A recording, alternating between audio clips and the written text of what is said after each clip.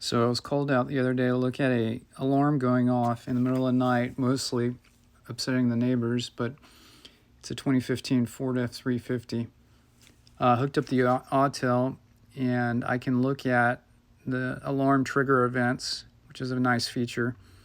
Not sure if you're going to have that capability on some scan tools, but I was able to with the autel.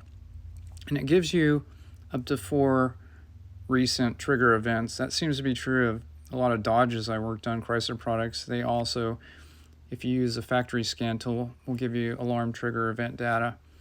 Really helpful, because a lot of times the alarm going off is intermittent and you have no trouble codes in most cases, so you need to see that event data to have a direction to go in.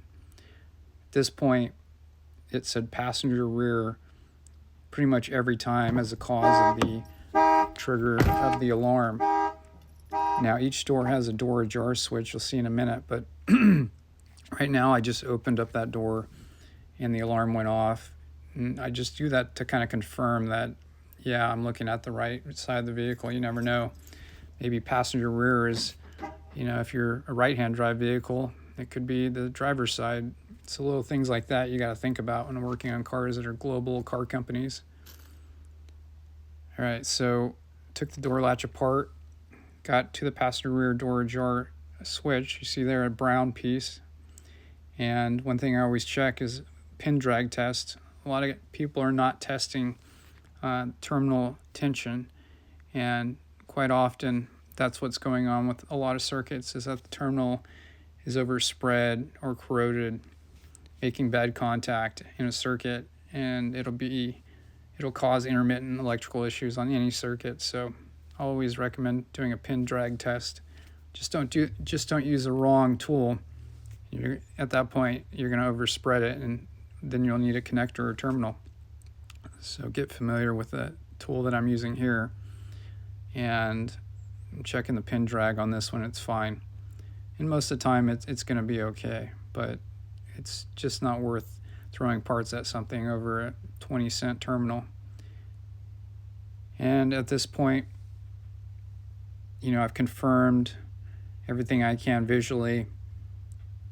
There's nothing I can do, because I can't prove that is actually a bad switch, but since we're in there, the part isn't that much, customer's okay with it, we're going to put a door jar switch in it. And in this case, on this vehicle, it fixed it. And it's also in the forums, you'll see a lot of this get talked about, and that seems to be the common fix. So, even as a master tech, I don't always know if something is going to get fixed with the part. If it's not failing, I can't really say 100%. And if it is failing, I still can't say 100%. I can just go with, trouble charts and experience, and that's about it. So don't ever feel like you shouldn't throw a part at a car if it's not failing, because there's just some problems like this one. You're never going to be able to charge a customer $3,000 for 20 hours of diag time over a $50 part. So you need to kind of weigh the benefits of throwing parts versus more diag time. And so in the end, it's fixed. It's good to go. Customer's happy.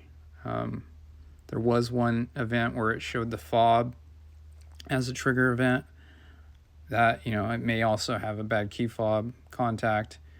Hasn't gone off in a week. It was going off every night. So I'm not sure why it said fob as a trigger event. Maybe they thought hitting the alarm button would turn the alarm off. That could be. But that's where questions come in.